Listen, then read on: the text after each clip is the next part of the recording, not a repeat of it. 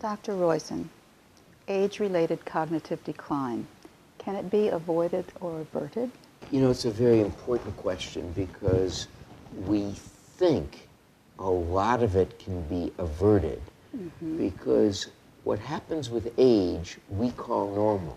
Right. But remember, it doesn't have to be normal. So 60% of people die of heart attacks or strokes as they get older. Is that normal? No, but it is typical.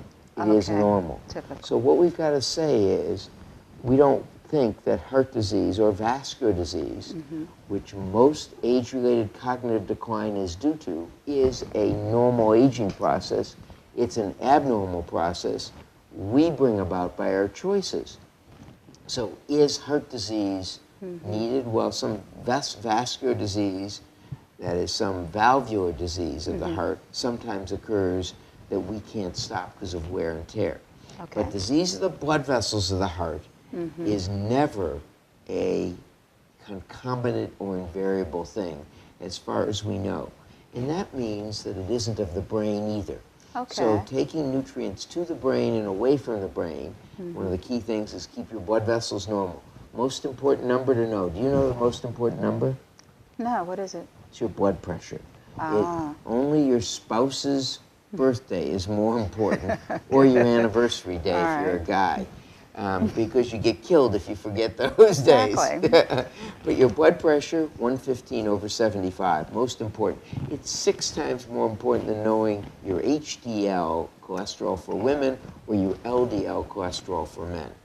Now, second thing is you want a little healthy fat, because that DHA that I talk about every now and then, that DHA, we are all fatheads. So 60% of your brain is fat, and more than 50% of the fat is DHA. So we don't get enough of it because our fish supply doesn't have much of it in anymore. All right. Only salmon and trout. So we get it, I get it where the fish get it from algae. You want 600 milligrams a day. All right. And then the third thing, and I've talked about this often, is a little physical activity. So just doing a little physical activity keeps your arteries young, keeps your nerves with new connections, because you've got to avoid falling, and you've got to have coordination. Best game you can play is ping pong. Ping pong. Because it makes you move fast. You move from leg to leg. You have to have coordination. You have to have some skill. You have to think about where your opponent is. So if you want to play a game, play ping pong. On the other hand, cardiovascular exercise, strength training, all of those things, yoga, are all good for the brain. And I always like to mention coffee and flossing, because they're two unusual things, but they both help the brain. Yes, coffee and flossing. It's actually interesting. My kids, when they were growing up, played Chutes and Ladders. Chutes and Ladders, not only that one. And I played infinite games of Chutes and Ladders and Monopoly. But I also played a little ping pong, which is the game. If you're going to remember one game, remember ping pong, and you want to beat one of my friends.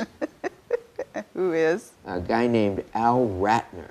He was one of the, he's 88 or 89 or something older than I am considerably, and he still beats my pants off. It's a good thing I don't bet him, because he'd own my pants now in ping pong. Okay, coffee, flossing, and ping pong. Coffee, among flossing, other and ping things, pong. and the DHA, and et cetera, et cetera.